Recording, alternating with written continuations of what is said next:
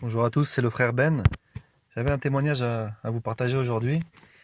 Quelque chose que j'ai vécu lors de mon dernier voyage à Madagascar, la veille de mon retour en France en fait. J'avais une pensée aussi biblique qui accompagnera ce témoignage. Donc je vous mets des photos de ce voyage. Vous pouvez voir un petit peu ce que mes yeux ont pu voir. Bon, il y en a pas énormément. Bref, tout d'abord, je voulais vraiment remercier ceux qui ont contribué financièrement à ce voyage, parce que sans vous, les choses, elles auraient été plus compliquées, c'est sûr. Vous devez savoir que pour dégager du temps pour le royaume et pour pouvoir exercer ce que Dieu a mis et a déposé dans ma vie, j'ai fait le choix de réduire mes heures de travail, mais c'est pas toujours facile et évident de jongler avec la vie de famille, la mission et le travail séculier. Alors vraiment, merci à ceux qui m'ont soutenu, vous êtes essentiels. Et donc pour commencer ce témoignage-là, en fait, il faut que je vous plante le décor. On était parti dans un village, on avait quitté la ville, on était parti dans les campagnes. C'est le genre de village que l'on oublie facilement. Pourquoi? Parce qu'il n'y a rien à en tirer. Les gens sont très pauvres. Ils vivent essentiellement de l'agriculture. Alors que déjà, c'est pas facile de vivre en ville, dans la capitale. Alors imaginez dans les campagnes de Madagascar, qu'est-ce que ça peut être? C'était des maisons en terre cuite. Et ouais, voilà, il n'y a pas beaucoup d'hygiène. Il y a beaucoup de promiscuité. Des familles de 5, 6, 7, 8 personnes dans des tout petits logements. Et je me rappelle, il y a un logement où on a demandé où est-ce qu'était la cuisine parce qu'on la voyait pas. Et en fait, la cuisine, elle était là où les bêtes dorment, où le bétail dort la nuit. Donc voilà, c'est juste pour vous mettre un petit peu dans l'ambiance. Donc puis de toute façon, voilà, je mets des photos, vous pouvez voir un petit peu le rendu. Voilà, c'est très pauvre, mais voilà, il y a quelque chose qui demeure, c'est que là où il y a des gens, peu importe l'endroit, il y a des besoins spirituels et Dieu aime ces gens. Dieu aime ces villageois tout autant que ceux qui sont en ville. Ça, on sera tous d'accord là-dessus. Mais sans vouloir rentrer dans une critique, le constat il est vraiment facile à faire. Dans les villes, les prédicateurs ils sont présents. Il y a beaucoup d'églises d'ailleurs. Vous avez vraiment le choix selon vos doctrines ou vos goûts. Par contre, dans les campagnes, c'est beaucoup plus compliqué. Et il y a encore quelque chose à discerner ici, un peu caché.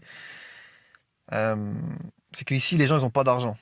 Dans les campagnes, les gens ils n'ont pas d'argent. Mais s'il n'y a pas d'argent pour payer la dîme, s'il n'y a pas d'argent pour construire un bâtiment, pour marcher selon le système traditionnel, bah on est un petit peu coincé. Parce qu'on ne sait pas faire sans ce système. On sait pas faire autrement. Mais donc, du coup, qu'est-ce qu'on fait? Qu'est-ce qu'on fait de tous ces gens-là, de toutes ces âmes à sauver? Qu'est-ce qu'on fait? On les abandonne à leur sort, spirituel en premier lieu, physique en second lieu. Qu'est-ce qu'on fait? Parce qu'une chose est sûre, une chose demeure, c'est que là où il n'y a pas le Christ, les ténèbres s'en donnent à cœur joie. Quand il n'y a pas la lumière, l'obscurité, elle vient et prend place. C'est une loi de la nature. Le jour, le soleil se couche, la nuit arrive. Et dans le spirituel, c'est pareil. Nous sommes la lumière. Nous sommes la lumière du monde. Quand la lumière ne fait pas son job, l'obscurité prend place. Les ténèbres viennent. Et vous savez, j'ai commencé à ouvrir les yeux vraiment, véritablement là-dessus au Cameroun. On sait théologiquement ces choses-là, mais concrètement. Et des fois, c'est ça qui manque aussi. C'est l'expérience, le fait de vivre ces choses-là. J'étais au Cameroun. Un jour, je me suis levé et j'ai vu des enfants qui jouaient devant la maison qu'on m'avait dit c'était une maison d'une sorcière. Et j'ai demandé, mais c'est elle tous ces enfants? Il y avait peut-être 6 ou 7, je me rappelle plus exactement. J'ai dit, bon, beaucoup d'enfants. Elle m'a dit, non, ce sont des orphelins qu'elle a recueillis. Je vous assure, ça m'a fait quelque chose, ça m'a vraiment touché. J'ai commencé à réfléchir, et je me suis dit, mais comment ça se fait que c'est pas nous, les chrétiens, qui avons recueilli ces enfants? Dans la Bible, Dieu il dit, c'est le père des orphelins. Dieu nous dit qu'on doit prendre soin de la veuve et de l'orphelin, mais là, c'est l'ennemi qui prend soin de ces orphelins. Et du coup, ces orphelins, ils deviennent des apprentis sorciers, alors qu'ils devraient devenir des apprentis disciples de Jésus. Vous me suivez? Vraiment, vraiment, ça m'a interpellé et j'espère que ce que je suis en train de vous dire vous interpelle aussi. Qu'est-ce qu'on pourrait faire? Vous savez, il y a beaucoup de missionnaires. Je prêche pas pour ma paroisse. Il y a beaucoup de missionnaires qui essayent de faire des choses, mais on n'y arrive pas faute de moyens. Et peut-être quelque chose justement à revoir à ce niveau-là, à aider les missionnaires à aller s'implanter justement dans ces lieux où la sorcellerie, où les ténèbres règnent. Bref, c'est un petit aparté que je voulais faire. On va revenir donc dans ce dans le village de Madagascar. Donc nous étions partis pour y faire un repas, ouais, un gros repas, vraiment quelque chose qu'ils attendent. Ils sont vraiment très contents. Donc il y avait du riz, il y avait des légumes, il y avait de la viande, des gâteaux. Il faut savoir que pour certains, ils mangent pratiquement jamais de viande parce que c'est quelque chose qui reste coûteux. Et donc voilà, c'était quelque chose vraiment pour eux. Voilà, nous, autant ça peut nous paraître normal, pour eux, c'est vraiment exceptionnel de pouvoir manger un tel repas et en plus avec de la viande dedans. Et je voyais les assiettes qui étaient remplies et je m'étonnais de la grosseur de ces assiettes. Et en fait, c'est parce que j'avais pas compris, mais c'était pas seulement pour ce repas-là, mais ça allait servir pour le repas du soir et peut-être même encore pour le lendemain et qui sait, peut-être même encore pour le surlendemain. Et vraiment, tant qu'on voit pas ces choses-là, on a du mal en fait à s'en rendre compte. On a vraiment du mal à s'en rendre compte. Et on s'est assis avec eux et on a mangé le même repas. Et c'était vraiment une belle expérience d'être avec ces gens-là, de partager un petit peu leur quotidien et de manger voilà la même chose qu'eux ensemble. C'était vraiment fort pour moi. Et, et voilà, et j'ai commencé vraiment à méditer un petit peu sur tout ça. Et il s'est passé quelque chose, ça c'est voilà, c'est la suite du témoignage, c'est que à la fin du repas, on a commencé à prier pour une, puis deux personnes, et puis finalement le village entier s'est approché. Et il se passe vraiment quelque chose dans le spirituel. Et il y a une fille qui s'est avancée, une très jeune fille, hein, 15-16 ans.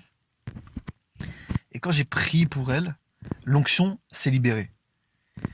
J'avais prié avant pour d'autres personnes. Alors, on peut pas dire qu'il s'était rien passé, mais en tout cas, il n'y avait pas une effusion de l'esprit comme il s'est passé sur cette jeune fille-là. Elle s'est mise à pleurer. Elle s'est mise à être vraiment visitée. Elle est tombée sous l'onction du Saint-Esprit. J'ai commencé à prophétiser sur sa vie et je voyais que ce que je prophétisais sur sa vie résonnait en elle, qui confirmait sûrement des choses qu'elle avait dans son cœur. Et il faut, voilà, je me suis dit, allez, l'onction est là, elle est là, elle se libère. Allez, on continue. Et suite après le reste, hein, j'ai prié pour sa mère également. Je savais pas que c'était sa mère, donc, et sa mère, et pour d'autres personnes. Et l'onction là, elle s'était libérée. C'est-à-dire que l'onction est vraiment passée, vraiment traversée à partir d'elle, et après ça s'est libéré sur tout le village. Et pour la petite anecdote, il y avait même un enfant d'une douzaine d'années. Il était vraiment enivré du Saint-Esprit. À un moment, il a vraiment fallu que je le prenne en fait, parce qu'il allait à gauche, il allait à droite, il titubait, il tenait plus en place. Et pourtant, voilà, je l'avais même pas imposé les mains. C'est pour dire que l'onction du Saint-Esprit était vraiment venue et vraiment avec puissance. Et donc, vraiment, tout ce village a assisté à une démonstration d'esprit, comme on peut le voir notamment dans la Bible où Paul nous dit que il prêchait pas seulement, mais il amenait aussi une démonstration d'esprit et de puissance. Et du coup, ça crée une effervescence et les gens, bah, s'ils sont malades, ils veulent être guéris. S'ils sont dérangés par des démons, ils veulent leur liberté. Voilà, ça crée une effervescence. Je sais on avait un chauffeur qui nous avait amené dans ce village-là parce que bon, c'est assez reculé, c'est difficile d'accès. Et bah, lui aussi, il a vu ça, et il est venu voir, il m'a dit, il faut que vous priez pour moi parce que j'ai un problème. Voilà, ça crée une effervescence. Et qu'est-ce que c'est facile après de prêcher l'évangile? Qu'est-ce que c'est facile de pouvoir annoncer le renoncement aux œuvres mortes, de pouvoir vraiment voilà, prêcher les bases de l'évangile et que les gens puissent se réconcilier avec Dieu, puissent revenir, refaire une alliance s'ils s'étaient éloignés. Enfin voilà, c'est très facile quand vous montrez l'amour à travers justement ce festin, à travers le temps que vous leur accordez, et qu'en même temps vous leur montrez aussi la puissance de Dieu. C'est un cocktail en fait qui est très puissant, et on voit que c'est ce que Jésus faisait. Il nourrissait les foules, il priait pour les malades, il chassait les démons. Et voilà, c'est ça l'évangile, c'est ça le royaume des cieux quand il vient sur terre.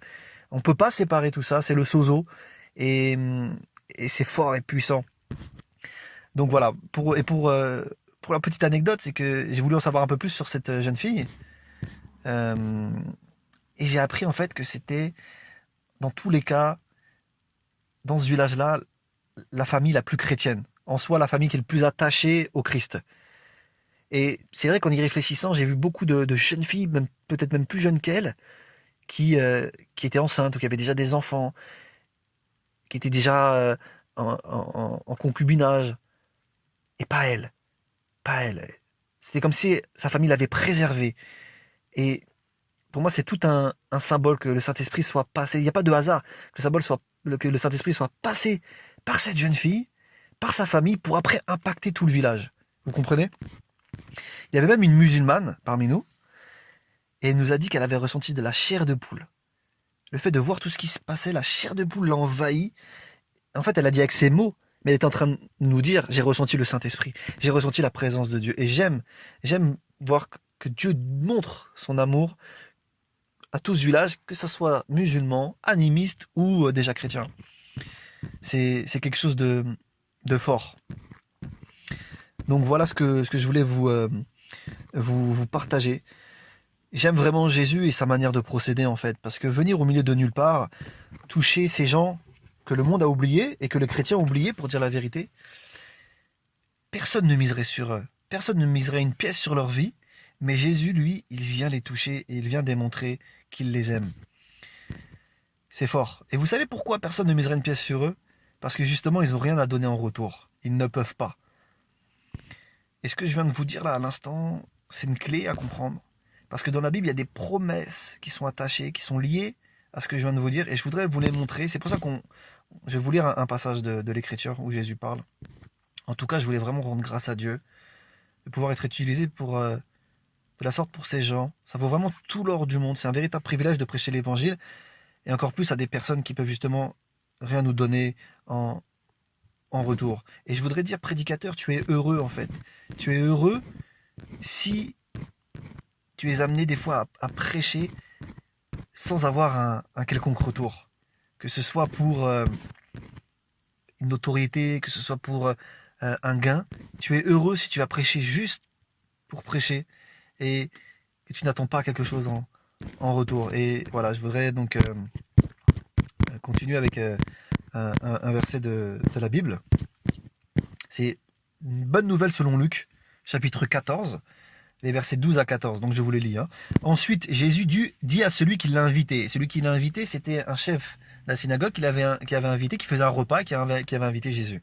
Alors, il lui dit, quand tu donnes un grand repas à midi ou le soir, ce qu'il était en train de faire, n'invite ni tes amis, ni tes frères et sœurs, ni les gens de ta famille, ni des voisins riches. En effet, ils t'inviteront à leur tour et ils te rendront ce que tu as fait pour eux. Au contraire, quand tu offres un repas de fête, invite des pauvres, des infirmes, des boiteux, des aveugles. Alors tu seras heureux parce qu'ils ne peuvent pas te rendre cela. Mais Dieu te rendra cela le jour où il relèvera de la mort ceux qui lui auront obéi. Waouh, qu'est-ce que c'est puissant! Et en lisant ce passage, ça m'a sauté aux yeux, car je venais de vivre une situation similaire. Donc voilà, vraiment, je voudrais vraiment vous encourager à marcher dans cette direction-là. Pas forcément tout le monde n'est pas appelé à aller dans ce genre de village et à faire ça. Mais je connais des frères et sœurs qui s'engagent dans des maraudes, qui s'engagent à apporter des vivres, des vêtements, du temps. Voilà, des personnes qui pourront jamais leur rendre. Et c'est dans la même logique en fait. Et je pense que c'est vraiment... voilà, c'est un message vraiment aussi pour vous interpeller par rapport à ça. Pour que vous puissiez, voilà, peut-être aller davantage sur ce chemin-là. Je vais vous faire un aparté. Un jour, j'étais dans un village avec un missionnaire et on est resté 3 jours, on a prêché, on a prié, etc. Et ils avaient un pasteur. Dans ce village-là, ils avaient quand même un pasteur. Et il a voulu nous honorer, il a demandé en fait qu'on nous fasse une offrande. Et il y a des gens qui se sont levés, qui ont donné leurs maigres pièces. Vous voyez, il y en a qui avaient quelques billets, mais bon, les billets, ils ont pas une forte valeur non plus. Et ça m'a fait penser aussi, vous savez, à cette dame dans les évangiles qui donne juste les 2 pièces qu'elle a. C'est pas son superflu, mais c'est vraiment tout ce qu'elle possède. Et on s'est regardé avec le missionnaire et on s'est dit, on peut pas accepter ça, quoi. On peut pas accepter ça. Ils ont voulu nous honorer, on a vu leur cœur, mais la vérité, c'est que c'est pas à eux, en fait, de nous donner de l'argent pour soutenir le ministère. Mais c'est à tous ceux qui le peuvent et qui ne le font pas en France. Excusez-moi. Donc voilà, ce que je voulais partager par rapport à ce que je retire de ce passage de l'Écriture, c'est que contrairement au monde, qui vise un avantage on va dire, immédiat ou quasi immédiat. Nous, en tant que disciples de Jésus, on doit agir en vue du ciel, où là, on obtiendra la rétribution de notre conduite, en fait, de ce qu'on aura fait. Et c'est vrai que, quand on y pense, on a été racheté de ce monde et des conséquences du péché. On est censé renouveler notre intelligence, et on sait qu'on appartient au ciel. Par conséquent, excusez-moi, en attendant d'y être, on est censé porter les caractères de Jésus et agir comme il a agi.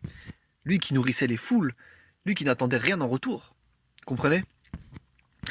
Et en même temps, c'est vrai que celui qui est étranger à la vie de Dieu, lui, il ne peut pas agir en vue du ciel parce qu'il ne connaît pas. Ses yeux spirituels ne sont pas ouverts. Et tout ce qu'il fait, on le voit de toute façon, il le fait pour la terre, il le fait pour des avantages actuels, des avantages qui sont éphémères, qu'il n'emportera pas dans la tombe. Okay? Mais nous, on est vraiment censé se démarquer de ça. Et regardez, quand un homme du monde offre un festin, ou même nous-mêmes, quand on invite des amis, je dis pas que c'est mal, mais quand on invite des amis, des frères, des sœurs, etc., on les reçoit vraiment avec la plus grande courtoisie, on veille à ce que rien ne leur manque, on fait tout pour que le repas soit succulent, vous voyez, on fait tout pour eux, d'accord? Mais quelque part, on sait qu'un jour ou l'autre, ils vont nous rendre l'appareil. Et d'ailleurs, c'est sûrement arrivé à plusieurs d'entre nous. Vous invitez une personne une fois, 2 fois, puis même 3 fois peut-être. Et lui, il vous a toujours pas invité. Vous commencez à nourrir certaines choses dans vos pensées. Vous voyez ce que je veux dire? Parce que c'est la loi de ce monde, de cette terre. C'est le donnant-donnant. On donne, mais pour recevoir. Et ça dénote quelque chose, c'est que au fond, il y a une part d'égoïsme en nous. On a donné, ok, mais on veut quand même quelque chose. On veut quand même recevoir. Dans l'Écriture, Jésus nous dit, quand tu fais l'aumône, lorsque tu donnes de ta main droite, que ta main gauche ne sache même pas ce que ta main droite fait. Ou l'inverse, je ne sais plus c'est quelle main. Bref, le principe, il est là. Quelqu'un, un jour, il a dit, mais est-ce que Jésus ne parlerait pas d'une manière prophétique du corps de Christ? Parce qu'on est son corps, et quand la main gauche ou droite donne, il ne faut pas que l'autre main le sache. Est-ce que ça voudrait dire qu'on ne devrait même pas finalement se vanter, ou même pas sans parler de se vanter, mais de dire nos œuvres à nos frères et sœurs. Ah regarde, j'ai fait ci, j'ai fait ça, parce que quelque part on en tire quelque chose, on en tire une certaine reconnaissance. Il y a un piège avec Internet. Il y a beaucoup de personnes qui veulent se montrer et qui justement se filment en faisant des bonnes actions. Et je pense qu'il y a vraiment un piège. Alors, tu fais une vidéo en disant oui mais c'est pour encourager les chrétiens, etc. Ok, on peut recevoir ça, mais en même temps, est-ce que le chrétien devrait être encouragé par une vidéo alors que normalement il connaît l'écriture, il est censé le lire et il est censé avoir le cœur de Jésus et de faire pareil? Est-ce qu'il a vraiment besoin d'une vidéo? Bon, passons. Mais si c'est pour en faire 4, 5, 6, 10 au final, on attire le regard vers soi. On attire le regard vers soi et je pense qu'on n'applique pas du coup ce verset de Jésus. En tout cas, celui qui est tourné vers le ciel. Il faut comprendre que Dieu l'a rendu capable d'agir selon les principes de sa nature, qui est l'amour. Et on sait que l'amour ne cherche pas son propre intérêt. Donc voilà, ça va dans cette logique-là. C'est donner sans vouloir recevoir et ne pas être déçu si on ne reçoit rien en retour, parce qu'on l'a fait par amour. Vous comprenez? On doit poursuivre toujours l'intérêt d'autrui en s'oubliant soi-même. Parce que c'est ce que Jésus a fait. Et tel a été Jésus, tel nous devons être.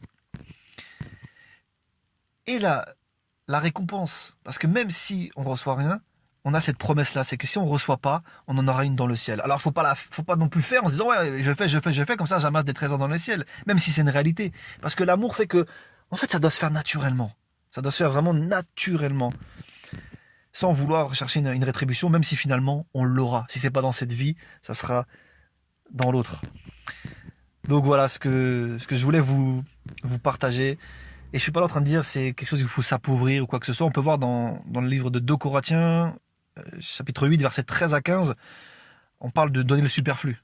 Hein, on dit donnez même votre superflu à celui qui en a le besoin afin de faire une espèce d'égalité. Parce que la vérité, c'est que l'évangile tend même pas vers l'égalité, mais vers l'équité. Vous voyez?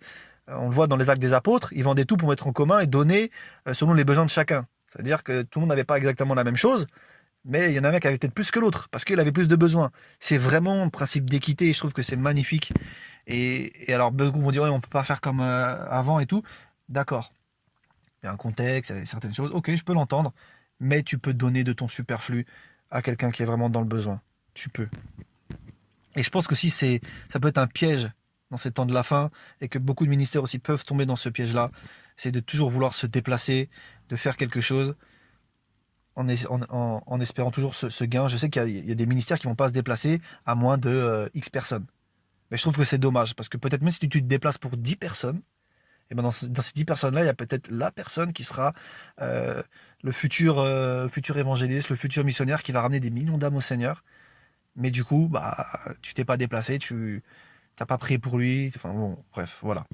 En tout cas, je vais vous donner un autre verset, c'est Colossiens chapitre 3 verset 2, il est dit affectionnez-vous aux choses d'en haut et non à celles d'en bas. Je pense que ça résume un petit peu tout ce qu'on s'est dit. Affectionnez-vous aux choses d'en haut et non à celles d'en bas. Et, et c'est vrai que peut-être qu'on est un peu trop tourné vers les choses d'en bas. On est entre deux feux en tant que disciple de Jésus. Donc voilà, peut-être que ce message-là vous aidera aussi à revoir vos priorités. Et c'est aussi, ce partage, il est fait pour vous faire prendre conscience qu'on est censé appliquer la Bible dans sa totalité. Alors je sais que c'est pas facile, mais pourquoi appliquer ce que Jésus nous enseigne dans le chapitre 10 d'un évangile, ou chapitre 12, mais pas l'enseignement du 11 par exemple. Ouais, je vous dis ça au hasard. Hein. Vous comprenez, ça paraît ridicule comme ça. Et pourtant c'est ce qu'on fait. Donc voilà, en tout cas, c'est pour ça qu'il y a des enseignements qui sont là, qui sont donnés par des ministères pour nous ouvrir les yeux sur certaines choses. Et voilà, je rends vraiment grâce à Dieu si ce message pourra impacter quelqu'un à se tourner vers cette direction qui est de donner à ceux qui ne peuvent pas nous rendre. Voilà, comme je vous l'ai dit, on n'est pas tous appelés à aller dans ces villages-là, tout ça, mais vous pouvez vous engager dans des associations, voilà, en France ou ailleurs. Donc voilà, je voulais vraiment vous encourager. Et, et voilà, je vous laisse sur ces dernières paroles, que le Seigneur Jésus-Christ continue de vous bénir. Amen.